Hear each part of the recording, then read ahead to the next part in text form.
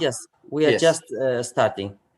Ladies and gentlemen, dear distinguished guests, and the academics and administrative staffs of our university, you are all welcome the first event of this 2021 for the Research Center for Neighboring Countries and Regions. Today, we have a very special guest, as also a very nice friend of Turkey, as we know Mr. Peter Wolters, as the Vice Chairman of Chamber of Commerce, Netherlands and Turkey Foundation. We met him before at our university and discussed some issues about our university and the foundation. Today, we will go further about the related issues on economic potentials and possible collaborations with our university, Turkey, and also the Netherlands, as we very like as a country, very similar to Turkey. Before opening our session, I do wish to give this stage to our rector, Professor Dr. Yücel Uğur, who is also the president of Research Center for Neighboring Countries and Regions. Please. Thank you. Dear academicians, dear students, and dear guests who are watching us on YouTube, we are with the first conference series, Trade Potentials Between the Neighboring and Surrounding Countries of Turkey, organized by the Research Center for Neighboring Countries and Regions. We are hosting the Vice Chairman of Chamber of Commerce, Netherlands Turkey Foundation, Peter Wolters. Mr. Wolters will tell us about the commercial relations and likely potentials between Turkey and Netherlands.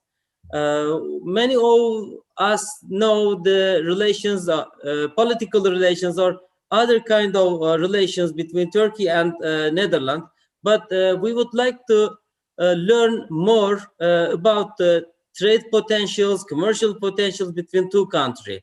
I would like to thank them as the rector of Research Center for Neighboring Countries and Regions and the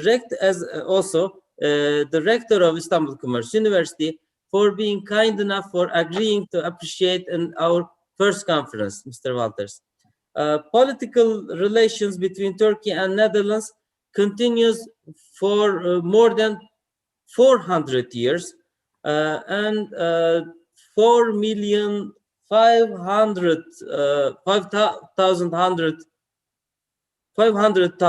migrants living in Netherlands originated from Turkey. There are extensive trade relations, just as political relations between two countries, but we believe that there must be a bigger potential, trade potential between two countries. According to data from the Ministry of Economy, trade volume between Turkey and Netherlands in 2016, it was $6 billion, $600 million. The Netherlands has also been among the countries with the highest foreign direct investment to Turkey with $22 billion. The number of Dutch companies operating in Turkey has reached to 3,000. Our dear president will tell us much more than these numbers and the possible potentials. I will say a few words about the Research Center for Neighboring Countries and Regions and leave my word to our esteemed guest. As you know, Istanbul Commerce University has been getting serious success recently. Finally, our university was selected as the most reputable educational institution in 2020 in the One Awards, which is organized annually by Marketing Turkey magazine. While the occupancy rates in our quotas approached 100%, the entrance points in all our departments increased significantly. Despite the pandemic, we made a significant progress both in education and in academic and cultural activities. We organized over 400 online activities during the last year. Research Center for Neighboring Countries and Regions is also a research and application center establish it within our country. Now, there is the potential for trade between Turkey and the neighboring and regional countries for peace with your first emergent conference series. After that, it will make a name for itself with panels, interviews, workshops, reports, and many different events. The researchers of our center have made really good preparations in this regard. I would like to thank them once more to them. I would like to thank also Mr. Peter Wolters again on behalf of myself, my center and university for not breaking our invitation. Thank you very much. Thank you very much, dear Professor Yücel Uğurlu, as the rector and also head of the Research Center for Neighboring Centers and Regions. And today we are very also thankful to Mr. Peter Wolters for his contribution and the distinguished participation to our event, because as we know, the Netherlands is one of the biggest seventh partner of international trade, the Turkish country.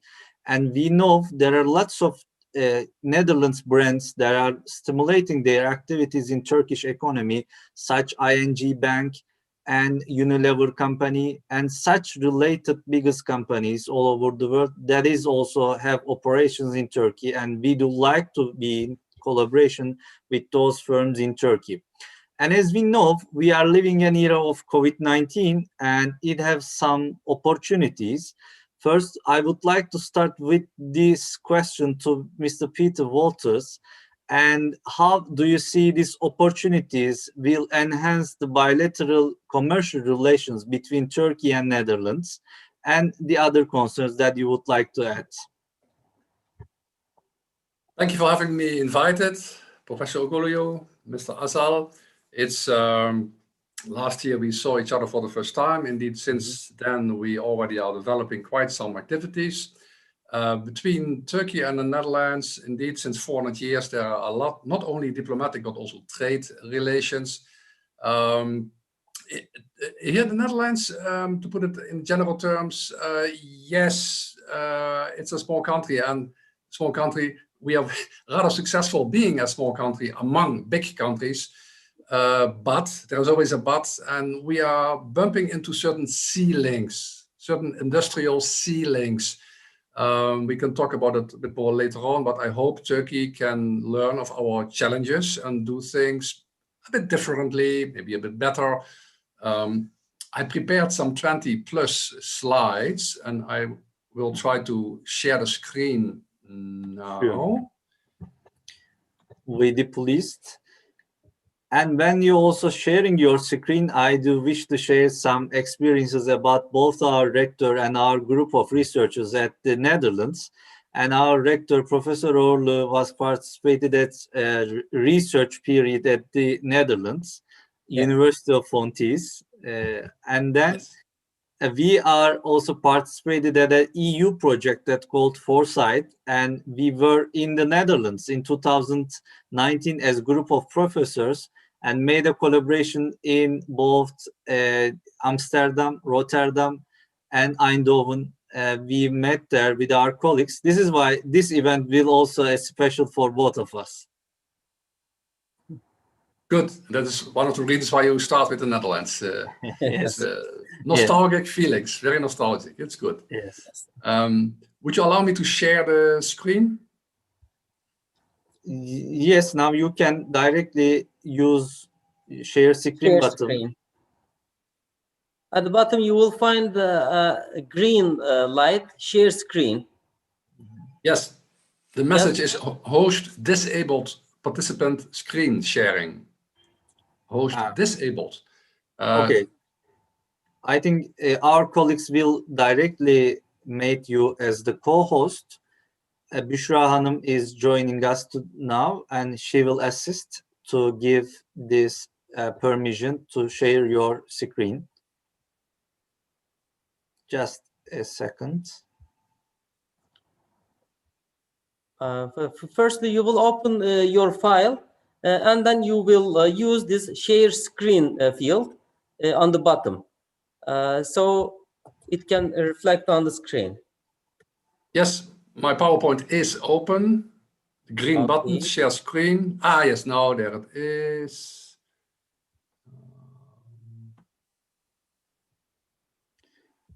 Then you need to select. I think it is okay. Now Yes. we can see it, yes. Yes, it is nice to see. Okay, so there are three main topics. First of all, the boring statistics. We have to dive into it. I will do it very briefly, point to point, no long discussions. At least we have to know what kind of data we are talking about. Then product labels, a bit more in concreto, and unexploited market opportunities. That's of course the cream, sorry, the cream of the cake, as they say. What is it between the Netherlands and Turkey? Indeed, it is often in the press. It started a long time ago. Can you see my mouse? Yes. Just if I have to indicate something. So it started indeed 400 years ago, not just with tulips, but also agriculture. Yes, we are feeding the world on our very small squares of space with a lot of innovations. There are advantages, but also disadvantages and challenges while doing that.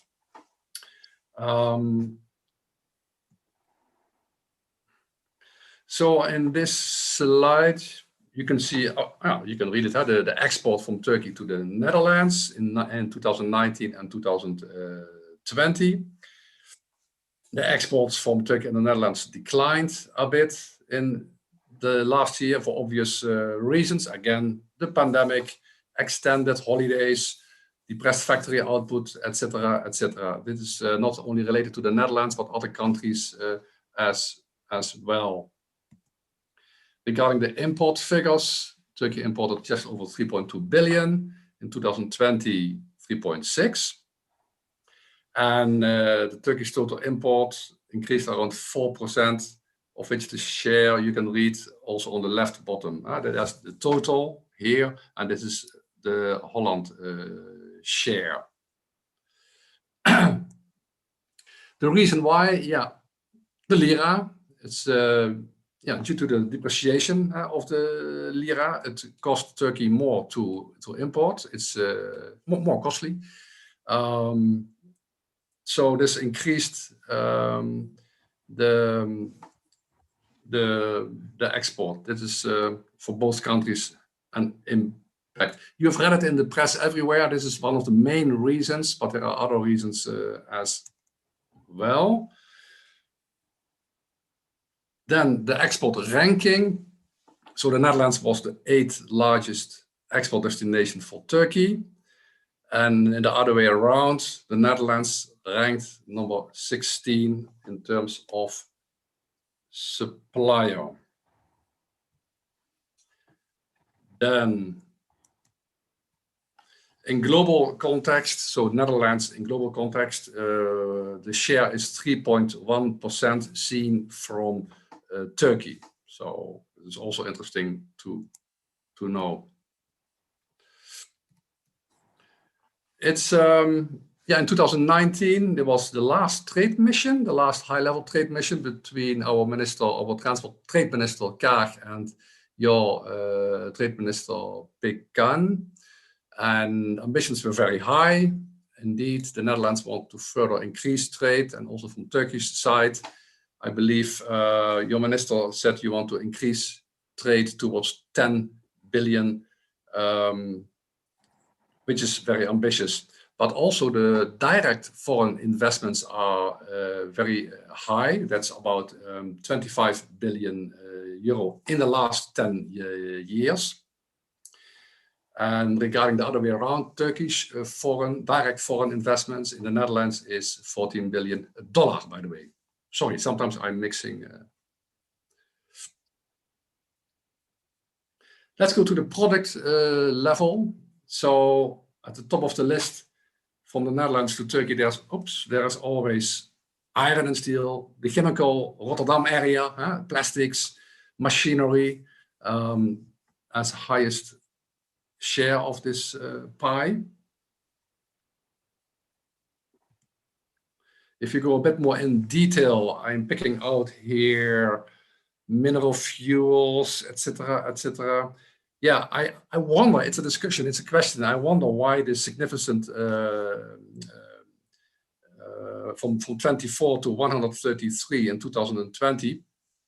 It could be that the Port of Rotterdam signed an agreement, for example, with Adana to export more chemical products.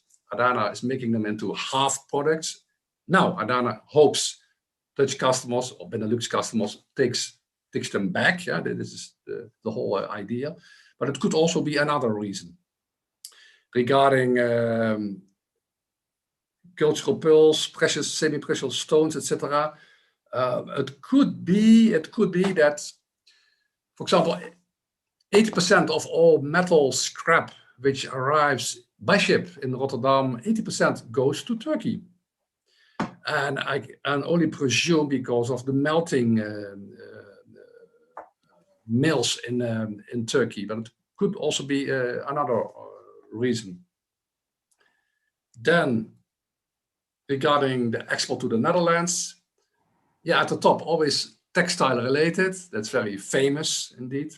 Apparel, clothing, but also vehicles.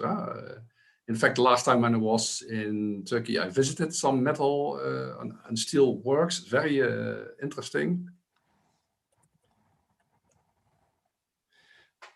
The same slide, but more in facts and figures. Also over 2018, 19, and 20. It's there's a big difference between 24 and 446. And the only reason why this big difference is because of the certain minerals. I know 77 out of 90 worldwide minerals are or could be mined in Turkey.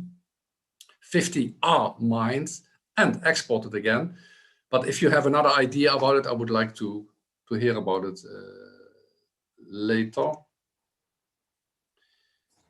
Yeah, this is the top 7 products. It's an estimation. It's a line. It's an increasing line regarding your core strongest industry, the textile-related industry. Well, it's all about matching with Turkish producers and Dutch clients. The more ecological and digital produced, including virtual meetings to meet your clients, very practical. The more you could sell, in a nutshell, very quickly, in a nutshell. Then this is the other way around. The imports from the Netherlands. The black line could be the scrap. It's increasing a lot, but also regarding the machinery, mechanical parts, etc. In Netherlands, we're also producing lots of chips for not only laptops, but also for the car industry. I know you are gradually starting your automotive industry, so they need a lot of chips. In fact, the chips, it became a political problem. From trade, we are going to politics now because the Americans don't like us to export to China. Our chips are too smart. We have a problem. And then let's go a bit away from boxes and statistics, but more to margins, because that is where the money is. That's the cream of the cake, yeah? And I can only say something about the Netherlands, not Turkey. Maybe later on you could say something about Turkey, but in the Netherlands, so every earned euro by exporting services, we get 64 cents or percent. Regarding products, that is 52 cents of every single euro. And indeed, the least profitable, it's the transit of goods. And jobs, well, you can read it yourself. Indeed, 1/3 of all Dutch jobs are related to export. But the transit, that's a hot discussion we have in the Netherlands. Is it really necessary? We have built a lot of infrastructure. Fine, good. In Turkey, you're also building, you're investing a lot, catching up. So makes sense. But as you can see here, what do you get in the pocket? Not that much. So there the message, and I'm putting my old logistics and supply chain hat on, is, well, if you invest in infrastructure, good, but don't forget the logistic parks, open the container, add value, repack it, put a sticker on it. I don't know, jobs, and it's also good for the tax income. Okay, the last part, unexploited potentials. From all the sectors, of course, I picked out the textile sector. Roughly, you are grasping 50-60% of all opportunities. Half you're grasping, half not, roughly. So where is the potential? I put the yellow arrow. It's jerseys and knitted men shirt. Why? Well, the reason could be related to understanding the Dutch market demands or swiftness to adapt production processes, something legislative maybe. The same slide, but then in terms of money, well, here it is. I put a red line around it. And you could say that, let's say, 250 million is on the street and nobody is really using it. The last sector, food, preserved food. The average export rate is 40-50%, which is already quite good. However, Turkey should gear up regarding industrialization of certain processes. However, as I told you at the beginning, please don't make the same mistakes as we did, because there is an environmental ceiling which we are bumping our head onto right now. I believe Turkey should be focused on authentic, sustainably sourced and transported, etc., products, services. That is what especially the younger generation in Europe demands, because we are a little bit fed up with industry, with the side effects. I mean, yes, our stomach is full, great, good, thank you very much, our parents and grandparents.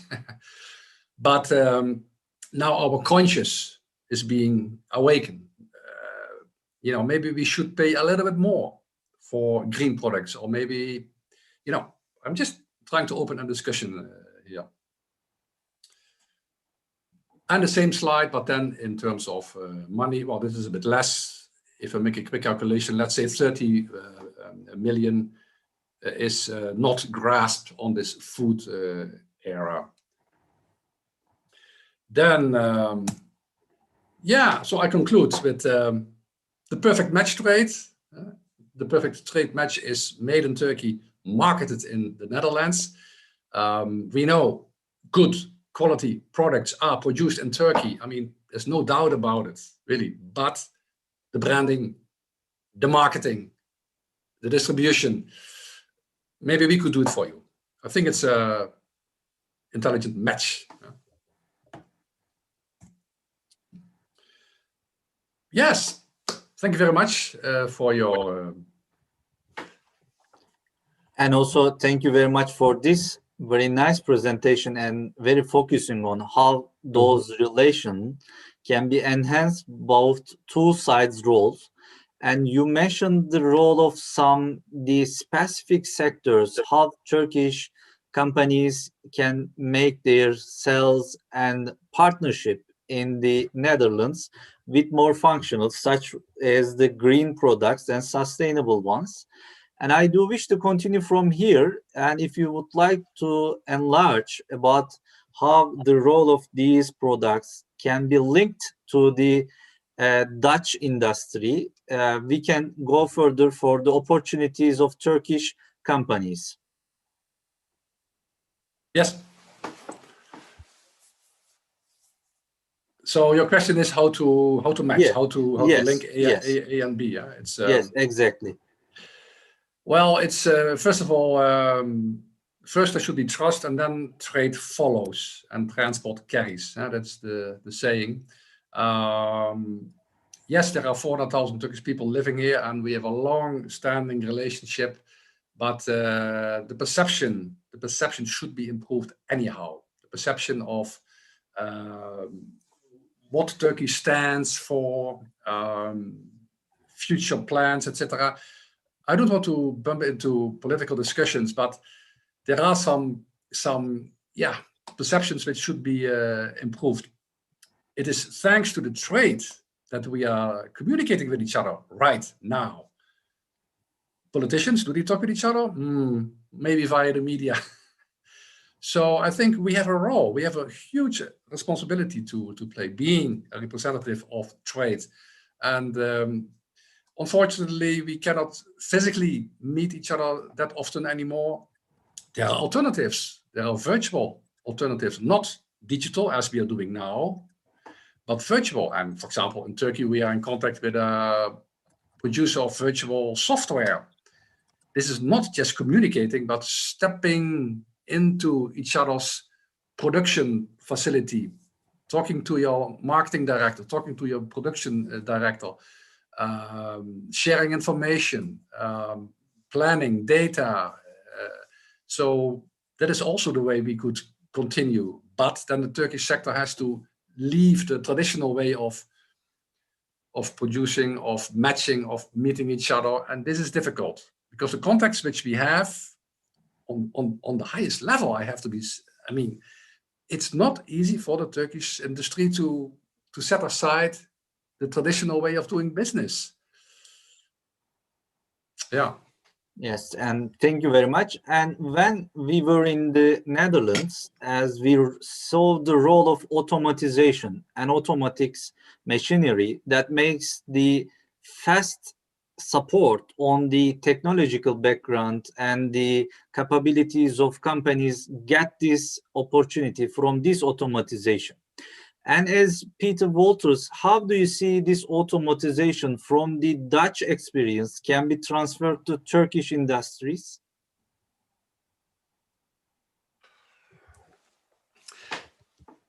There is mechanical automatization, if you want. There is electronic automatization, and there is digital automatization, and also there is intelligence, data. There are lots of forms of automation, but at the end, a difficult choice has to be made. And in fact, I already talked about it before. Do you want to talk about margins, where the profit is, or anything else? So far, Turkey is, except for the car industry, rocket industry, missiles, you are smart in certain sectors. You are very smart. Yes. So I'm sure there will be some trade-offs to other sectors as well. In Europe, we have the same. Logistics, especially the Netherlands, it was invented by the military sector a long time ago. People forgot about it, but so I'm sure there are some spilling off effects regarding the Turkish defense industry towards other sectors as well. And I visited your techno parks, startup parks, incubation centers. Very nice, very nice, very nice. But indeed, how to get it across the border, how to shake hands with a German, a Dutch, Belgium potential customer. Challenging. Yeah. Mm-hmm. And from this point, I would like to go further with the role of your institution as the Chamber of Commerce Netherlands Turkey Foundation. How your institution can have a role to make those relations more effective and more functional, both for two sides. Our association, our foundation is invited by the media, by the press, by newspapers, by the radio sometimes, for all kinds of issues, but always related to Turkey. And this is always a very nice opportunity to always ask some extra 2 minutes, whatever the topic is, to also stress that, there are opportunities on the other side of the border. And it's all about understanding. It's really all about understanding. If there's no understanding, no trade. Sometimes I wish there would be some sort of Turkish-Dutch branding or marketing institute where where consumers and citizens and decision makers also, policy makers gather, because it's getting to know each other much better. And so far, the business network, they're always the same people. It's a big network, by the way. We are in, yes, but it's often always the same. And I want new markets, and I talked about it before in my presentation. Not always the same, not always textile, and new markets. Sure. Also, these new markets will make these potentials more strong, both to enterprises and also for two businesses. And this is why the Netherlands is so unique example for Turkish economy. How a country can make us specify on marketing and make some brands worldwide, and that will also help to get the national income per capita and also the rise of wealth. As we know, the Netherlands is one of the also a country that have more than GDP, such as being a G20 country. And unfortunately, in the meantime of 2008, it wasn't out of this categorized. But as we know, the Netherlands have more than as Turkish GDP and also countries being in G20. And when we were in the Netherlands, we saw these technological infrastructures and the role of innovation. From this point, I would like to ask to you, Mr. Wolters, how the innovation can used as the technological transformation of these sectors in the Netherlands. One of the solutions or possible solution is that you really cooperate stronger with students, with universities, not just via Erasmus program, etc. But it's fresh ideas, innovations. They often start where the younger generation is. As for myself, as example, and I'm 50 plus. I know I don't look like, but yes, you don't look like. Believe me, I'm 50 plus. For 1 month, I did something for free. For 1 month, I worked in a startup. I didn't tell them my age, but 20 plus was the average. 20 plus. Those young Einsteins. It was an honor diving in that pool of young talents and data. In fact, they were using satellites and artificial intelligence to measure sustainability opportunities on our planet. To put it in a nutshell, very briefly now, it was fantastic. But what I also learned is that we are confronted with the same problems, but we don't speak the same language. An engineer from my side was not able to explain his challenge to a data student. They were not, the same bridge had to be repaired, but two different worlds. It was amazing to see. So opportunities lost. What did they do? Well, training, talking more with each other, etc., etc. Yeah, it's getting out of your office, go into a startup for 1 month, do it for free. Do it for free. I still know those guys. Yes. And they are doing well. Fantastic client portfolio. They are doing very well now. Yes, thank you very much for this also contribution and being an example how a country can also put these efforts as innovative one. And I would like to ask to you, Mr. Wolters, and how the Netherlands universities support these economic relations and transformation between Turkey and the Netherlands. How do you see the role of the universities? Could be better. I contacted them myself, not all of them, of course. Dozen. Yes, they are open. Yes, there is cooperation.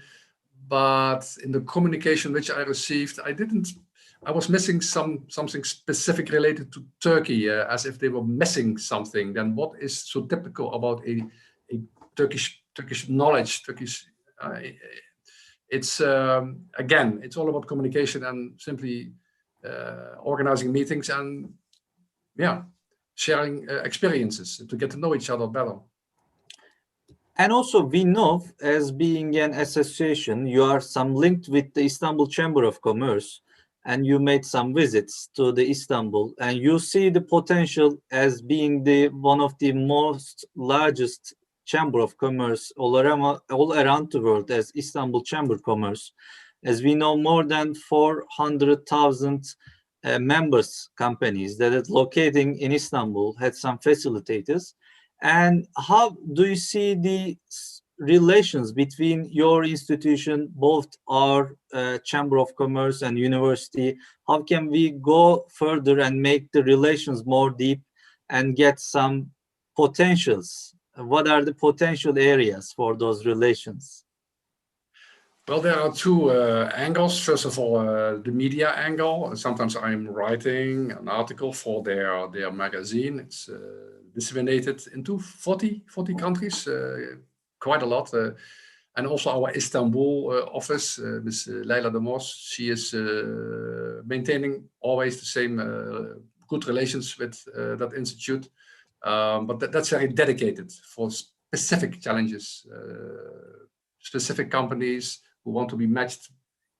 But indeed, it could be seen larger, if that is your question. Yes, we always want bigger events, but it's also about quality, and I choose quality. I prefer to focus on two or three Dutch companies who are searching something in Turkey or the other way around, instead of organizing an event of 150 people. It's like shooting with hail. I like to shoot with a bullet, targeted. So to the yes. point business, yes, to the point business, which is more effective one also. That we, as Turkish entrepreneurs, are like to be in the part of this to the point issue. And from this to the point perspective, I would like to get your remarks about which sectors could be the most potential that these both sides, as we saw, the Turkish exports to Netherlands mostly focusing on the clothes and textile industries, but we do have some opportunities on the defense industry, as the new Turkish brands as SİHA and İHA, and these are the effective ones in the also war industry. How do you see the most potential sectors for both countries, Mr. Wolters? Well, there is always the industries related to water.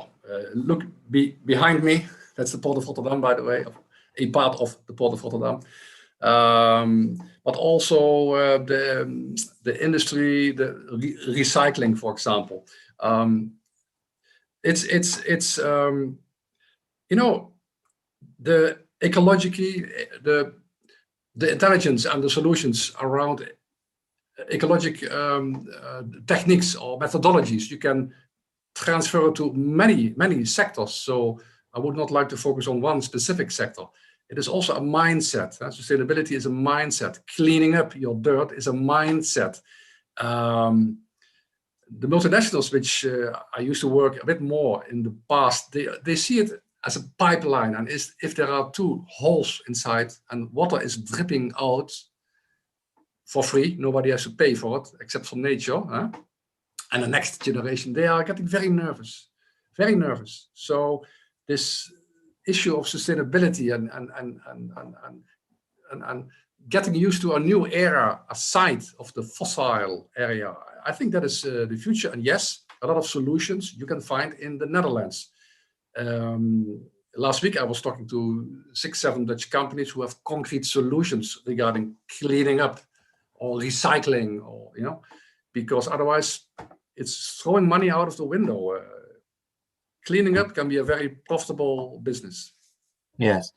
And also we know the Netherlands and the governments are supporting the education scholarships and such international support for the innovation and research foundations.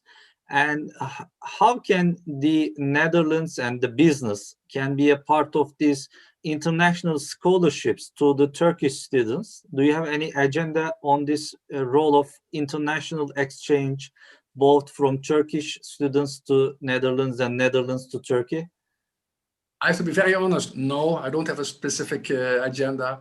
In our chamber, we have interns, stagiaires, yes, from Turkey. Now we are working with a distance, so via Zoom, etc. Fine with me. Yeah.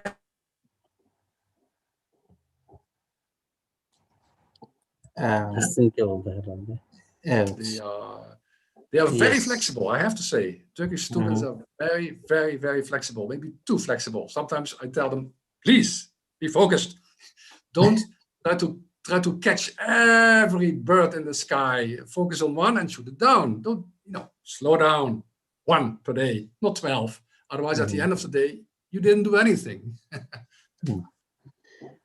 And also for these university students, they are now watching us and would like to get some advices from your perspective, how they should focus on their also education by being like a country, have some brands, some international marks, and these are all affect this transformation of a country.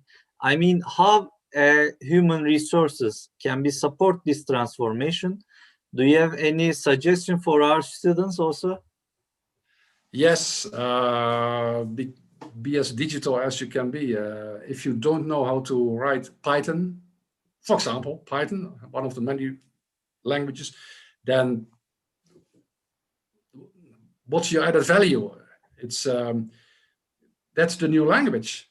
Whatever challenge we are confronted with, we need computer programming language to solve it on all areas, even juridical, economical. So learn your programming language.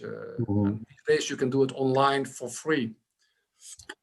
And also, Mr. Wolters, we have a question from the audience, that Miss Elif Aydın, and she has a question that she is in the middle of a research about commercial law of master thesis, and she would like to ask that this how can be the relative subject between two countries about the commercial law and its reflections. Would you like to give some idea or some remarks about the commercial issues and how those can be a part of also the both countries' law?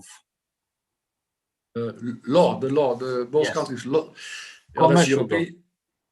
Yeah, so that's well, there is this ongoing issue that Turkey wants to break open, to liberalize more and more that commercial law also for other sectors, if that was the question, and it is on the agenda.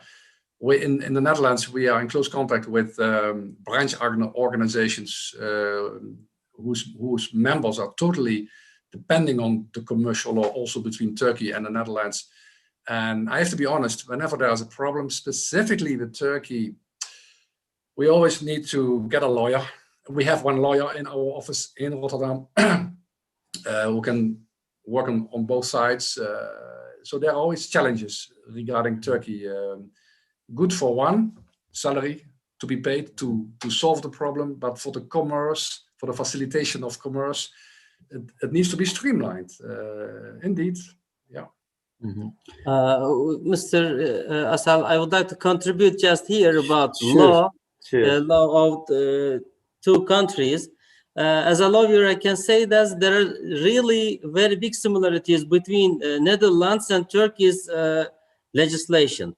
It is really very similar to each other because, as I said before, I've stayed in Netherlands in 2004 to 2006, but it was not totally 2 years. But I come and go and come again to Turkey.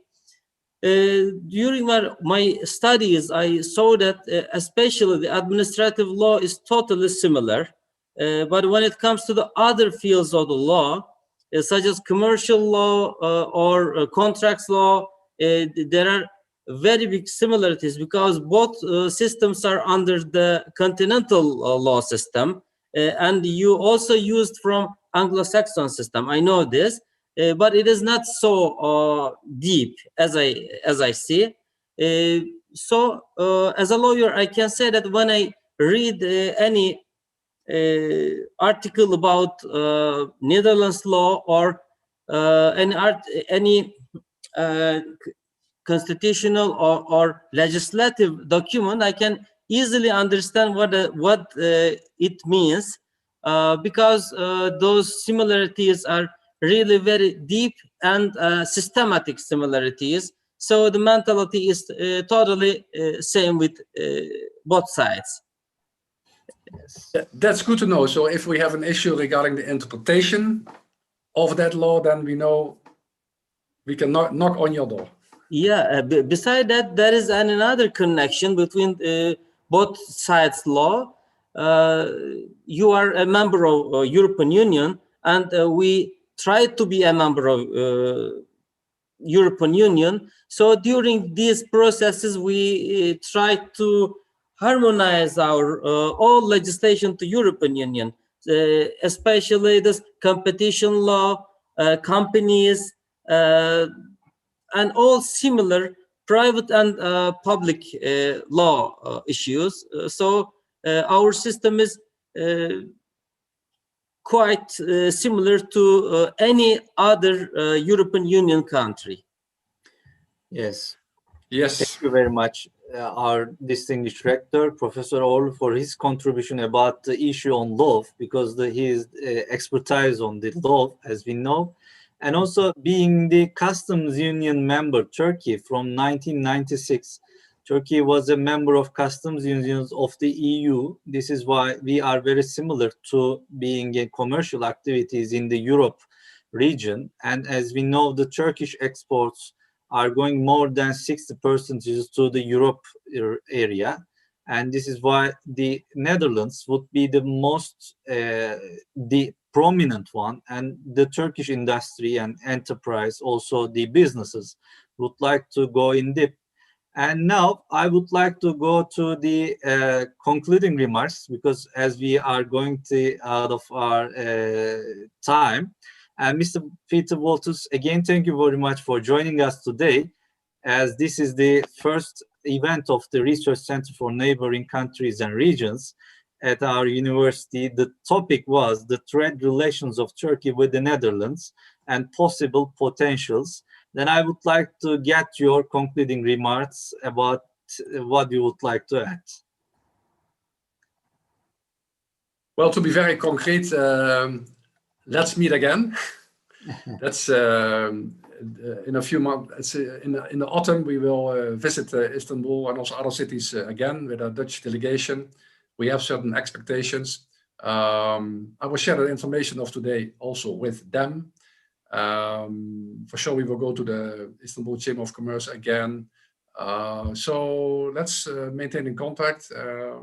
Yeah, that's it's all about business, isn't it?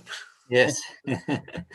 Thank you very much again for your contribution. And I would like to give the stage as the president of Research Center for Neighboring Countries and Regions, also the rector of our university, Professor Yücel Uğur, for his concluding remarks. Thank you very much. It is really very exciting to see the potential of trade and commercial potential of two countries are increasing up in spite of this pandemics. Last year we met you at our Senate room before it was, I think, just before pandemic, and we discussed many issues together. Today I can see that we have a really very big potential to improve. Of course, there is not perfectness in the life, but we can take the first steps for new coming stage, for new coming progresses. I believe that both countries will have bigger opportunities to collaborate together. Besides that, I would like to remind that at our last year meeting, we discussed about the universities also. I hope we will have more opportunities for our students at Netherlands universities as Erasmus or exchanging both countries' students to each other.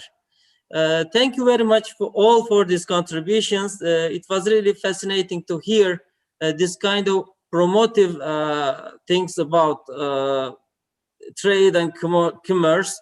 Of course, we can see that the pandemic affected every side of the life, also trade, but in some sectors it is increasing up. It is promoting, in my opinion. Thank you very much for this contribution. We would like to host you again in any other program, and we will try to find other collaboration fields together. Thank you again. Yes, thank you very much. Yes. Dankjewel. You're welcome. It is a pleasure to have you at our university's event for the Research Center for Neighboring Countries and Regions. Dear distinguished guests and dear academics and administrative staff of our university, this series will continue with the other commercial potentials with different regions and different groups of countries that you will see in the upcoming weeks, and that will also, this series will continue with the cultural, political, and some evaluation on some concrete examples and concrete problems of international relations and both the different perspectives of world politics. This is why, and again, I'm very thankful to all the contributions and hope to see you in another event. See you.